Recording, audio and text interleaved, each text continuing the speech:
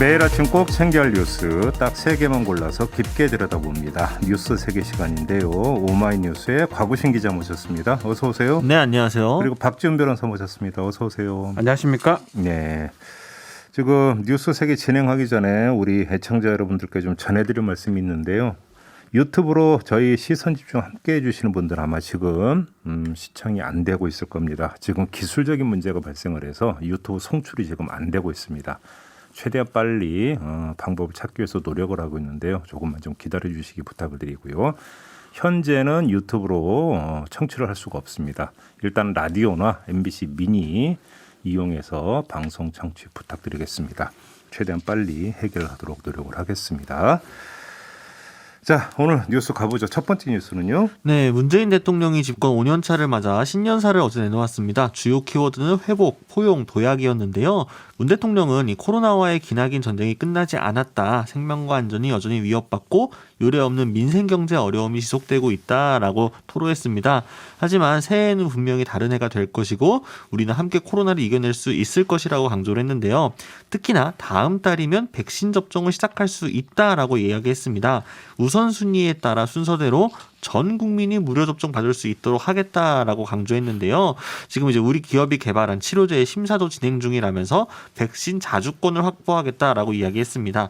정은경 중앙방역대책본부 본부장 역시 이날 정례 브리핑에서 이 같은 사실을 알렸는데요. 이달 중에 백신 예방접종 계획을 확정을 하고 순차적으로 2월부터 무료 접종을 하기로 했습니다. 우선 접종 대상은 최대 3,600만 명분 정도라고 하는데요. 하지만 이제 백신별로 도입 시기나 물량 등이 다르기 때문에 개인에게 백신 종류의 선택권을 주기는 어려울 것이라고 덧붙였습니다.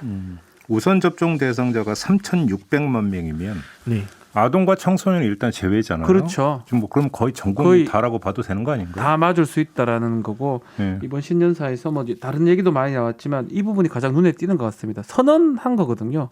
전 국민이 백신을 무료로 맞을 수 있다. 무료. 네. 3,600만 명이라는 거는 다 맞는다는 뜻입니다. 뭐 아동들 안 맞는 거니까. 네. 그런 의미에서 신년사에 가장 주목해야 될 부분 또 주목받을 수 있는 그런 부분으로 좀 보입니다. 뭐 이제 9개 구분이 포함이 된 거를 보면요. 의료기관 종사자, 집단시설 생활자 및 종사자, 65세 이상 노인, 성인 만성 질환자, 그리고 소아청소년 교육 보육시설 종사자 및 직원, 코로나19 1차 대응 요원, 경찰 소방 공무원 군인, 교정시설 및 치료감호소 수감자 및 직원, 그리고 여기에 50세부터 64세 성인이 포함된 게 그렇죠. 눈에 띕니다. 원래는 65세 이상만 우선 접종 대상이 아니겠느냐 이런 식으로 우려가 나왔는데 50세까지 좀 확장을 하면서 일단 좀 더 노령층 쪽에 집중해가지고 보호받을 수 있도록 조치를 할 것으로 보입니다. 50세가 없으면 노령층이에요.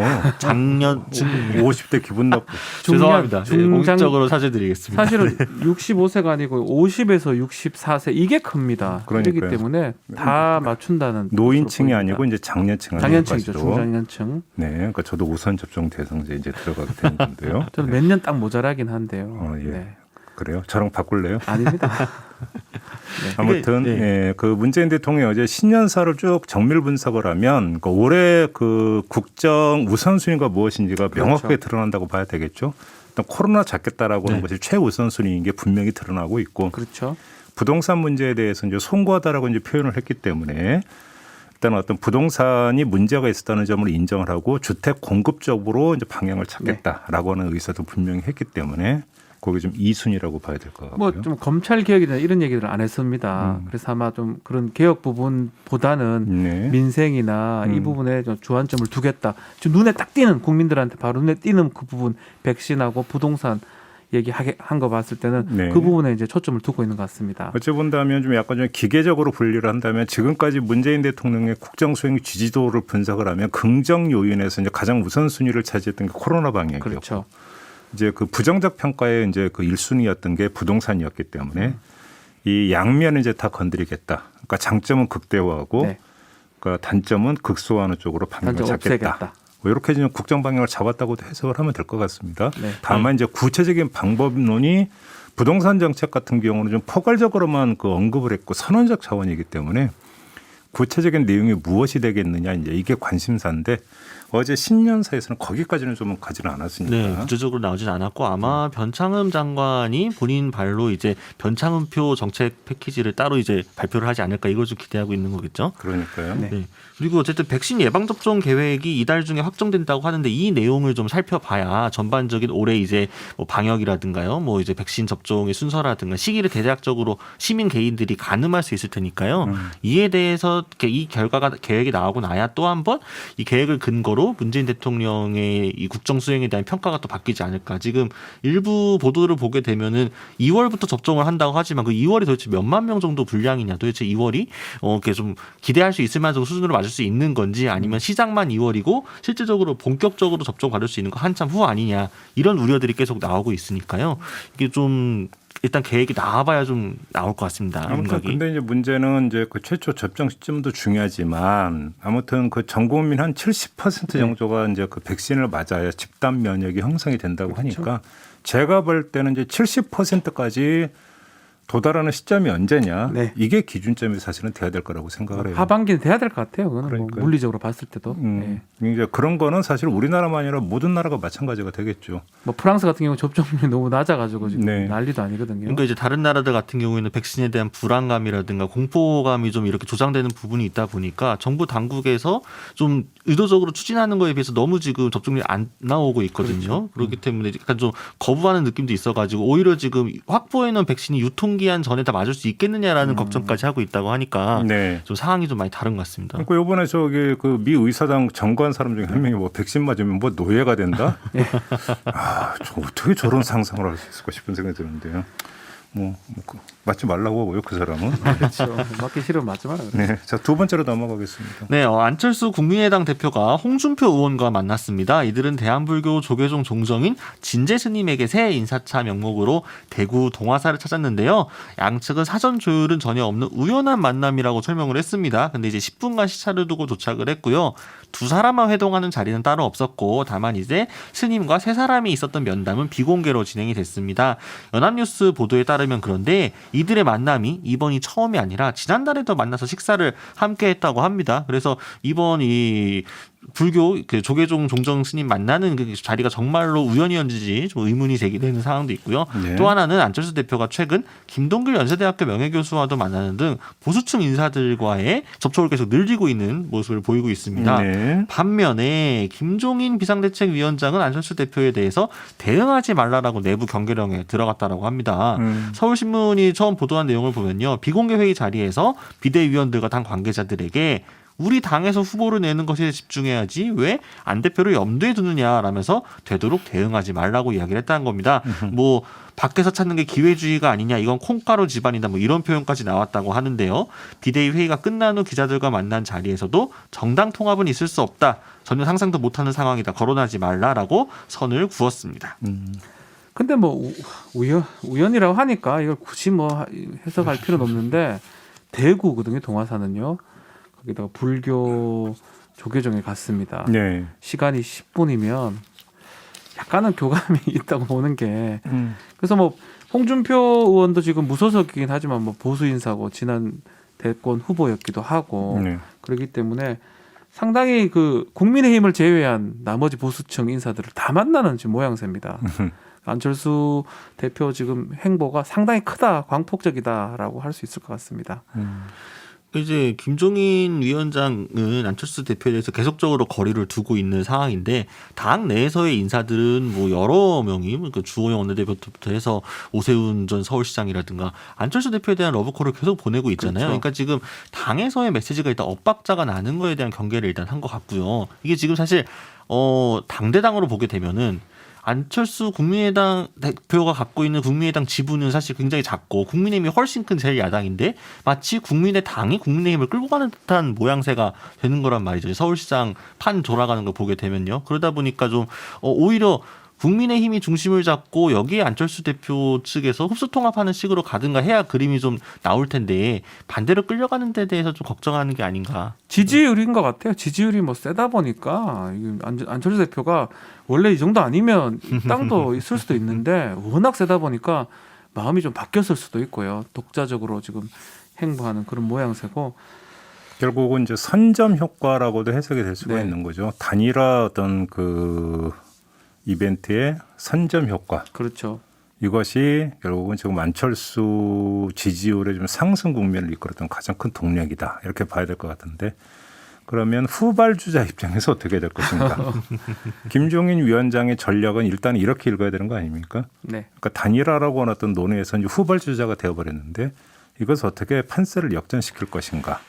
라고 하는 점에서 어제 뭐 대노했다 뭐 이런 그 보도가 많이 나오는데 또 다른 뭐 인물도 좀 거론을 하고 경제인 출신 L 씨라고 지금 거론을 하고 있는데 그러니까 L씨면 누군지는 알 것 같긴 한데 그 사람 같은데. 그래요? 누군 사람 뭐 얘기하기 좀 그런데. 본인은 페이스북에 아니라고 거절하지 않았습니까? 네, 거부했습니다. 그래요? 저만 모르고 있습니까 지금? 예. 경제인 젊은 L 씨니까요. 예. 네. 예. 근데 그래요? 뭐 이제 김종인 비대위원장 계속해서 지금 새로운 인물을 발굴을 해가지고 네. 여러 명이 이제 최대한 많이 그 경선판에 뛰어들고 국민의힘 중심으로 한 경선 자체에서부터 바람을 이끌어가지고 이 컨벤션 효과를 쭉 이어가면서 서울시장 본선까지 가는 그림을 만들어야 향후 안철수 대표와의 단일화 국면이 이루어지더라도 주도권을 잡겠다. 안철수 대표의 들러리로 서진 않겠다는 입장이 그렇죠. 상당히 강한 것으로 보입니다. 근데 그러기 위해서는 일단 국민의힘 안에서 안철수 대표와 대등하게 사실 좀 선방해 볼 수 있는 정도 지지율이 나오는 인물이 눈에 띄어야 되는데 아직까지는 그렇지 않고 있다라는 거죠. 그러니까 기존에 워낙 10년 전부터 이름이 서울시장 선거에서 알려졌던 나경원 전 원내대표나 뭐 오세훈 전 시장 정도의 이름만으로는 지금 지지율은 좀 나오지만 이 최대치까지 해서 한계가 있지 않을까 이런 우려들이 나오고 있어서 자꾸만 좀 새로운 인물들을 탐색해보고 있는 것이 아닌가 싶습니다. 아무튼 그 이제 합당 카드는 물 건너 갔다 이렇게 네. 해석을 해도 되는 거잖아요. 입당은 안 한다라는 것이고. 그렇죠. 그러면 이제 남아 있는 그 가능성은 둘 중 하나죠. 말대로 어제 김정인 위원장 말대로 3자 구도로 가든지 네. 아니면 막판 단일화. 이거 외에는 이제 현재로서는 둘 중에 하나 같아요. 뭐 지금. 다른 시나리오는 없다 이렇게 정리를 해도 될 네. 것 같습니다. 네, 알겠습니다. 자, 마지막 뉴스로 가보죠. 네, 중대재해법이 논란 끝에 이제 민주당과 국민의힘의 합의로 통과가 되었으나 여전히 현장에서의 산재 사망 사고가 끊이지 않고 있습니다. 어제 있었던 사건 중에 하나는 일단 광주광역시의 한 플라스틱 재생 사업장에서 51세 A 씨가 기계에 몸이 끼어서 사망했습니다. 폐플라스틱을 파쇄기에 넣는 일을 하다가 사고가 난 건데요. 여성 직원인 A 씨는 당시 혼자 작업 중이었다고 합니다. 2인 1조 근무 안전수칙이 지켜지지 않은 것은 물론이고 이 사업장이 물론 보도마다 이제 5인 미만이다 10여 명 규모다라고 조금 엇갈리고 있기는 한데요. 5인 미만이라고 하면 애초에 적용 대상이 아니고 10여 명 규모라고 하게 되면은 3년 유예 이 적용이 되기 때문에 이 사업장 업주는 처벌받지 않습니다. 또 이틀 전이었죠. 저녁에는 전라남도 여수 산업단지에 있는 유연탄 저장업체에서도 협력업체 소속 기계정비원 33살 B 씨가 운송설비에 몸이 끼었습니다. 이 기계에 남아있던 석탄 찌꺼기를 제거하던 작업 도중이었는데 함께 일하던 동료가 현장 상황을 보고해서 119가 출동을 했지만 이 컨베이어 벨트를 향하는 통로가 워낙 좁아서 용접기 등을 동원해 길을 뚫으면서 구조에 나섰다고 합니다. 병원으로 옮겨졌지만 결국 숨졌는데요. 이 금호 TNL 하청업체의 해당 사업장 역시 금호 TNL이 43명 정도의 규모라고 합니다. 그래서 네. 50인 미만 사업장이기 때문에 역시나 법 적용의 유예를 받는 상황입니다. 3년 유예가 되는 3년이죠. 거죠. 50인 미만은. 그다음에 지금 광주의 경우에는 이 작업장이 5인 미만 사업장이라는 보도도 있고 10여 명 된다라는 그렇죠. 지금 보도도 있기 때문에 확인이 좀 필요한데 아무튼 5인 미만이라면 아예 이제 배제가 안 되는 됩니다. 거고요. 예. 그때 이제 그 뭐 10여 명이 돼버린다고 이제 3년 유예가 되는 네. 것이기 때문에